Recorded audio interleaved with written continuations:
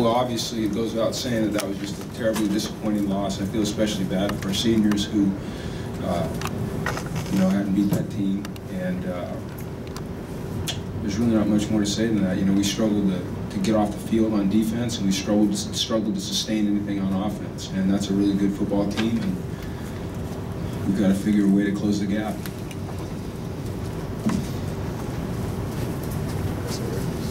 Jim, I mean, what is it about Stanford and the way they play that seems to give you guys so much trouble? Well, this is probably the worst they beat us in the 4 games we played them. You know, they're just big and they're physical, and I thought we'd close the gap, and we've still got work to do. So we'll continue to do that. We'll continue to work hard on getting bigger and faster and stronger and more physical, and recruiting the types of athletes that, you know, that we think can help us win those types of games, and that's what we've got to do. Jim, over here, these being college kids, any possibility of a hangover from last week? I don't think so. I mean, we had an amazing week of practice. We came out, we got them off the field on defense, we scored on offense. Those aren't indications of a hangover to me.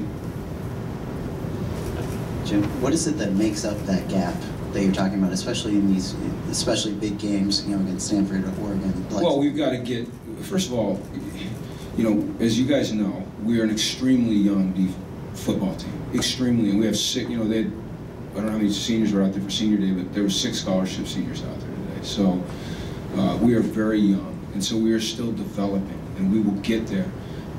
But we are just not there yet, physically, you know.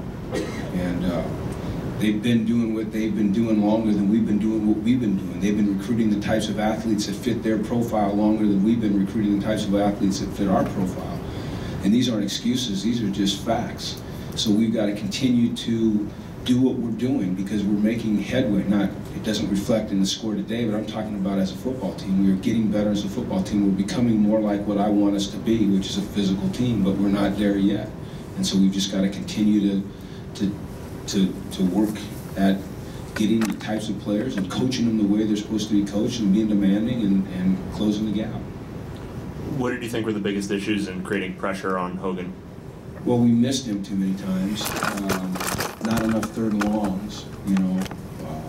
They were in 7-man slide protection most of the game. So when you can rush 4 and it's tough to get there. You can rush 5 and it's tough to get there. When they're in 7-man slide, you know, you have to bring 8 to have an extra guy, and you know, that's, you know, playing with fire all the time. You can't do that all game. We tried man, we tried zone, we rushed 4, we rushed 5, we rushed 6. You know, we had him a couple times. He's big and he's strong and he's physical and he got away. We just couldn't get him to the ground. We talked a lot before the season about striving for great rather than good. You know, how do you gauge that kind of progress at this point? Well, it's a constant. I mean, it never stops. I mean, you're always striving to be better. I mean, that's what we do. That's our profession. You know, no matter what you accomplish, you're trying to accomplish more. So, I mean, we're not there yet. We're not playing in the Pac-12 championship game. So, you know, we're still good. We're pretty good, and we're going to keep getting better. You know, like I've said many times, we're on the right path. We've got to just keep going in this direction. You know, we're recruiting the right kinds of athletes, student athletes, and we're making progress. And, you know, this group of seniors did a lot of good things. This group of seniors that played their last game today here is the first group of seniors that ever won 9 games, regular season games in a row. They have a chance to go to a bowl and win a 10th game. They beat USC 3 times in a row. They've accomplished a lot. It's just, that's why it's so disappointing, because, you know, all of that gets overshadowed when you go out and you play like this in a big game like this. You know, people tend to forget about all the great things those young men have accomplished, and that's why it hurt. It's one of the reasons that it hurts so bad. Brett seems to have had trouble against them pretty much every time out. What did you see out of him today, especially against that Stanford defense? Well, they got pressure on him, and it's always hard when they get pressure. They're big and they're physical and they stay square, and they get off blocks well. They make it hard to run the football,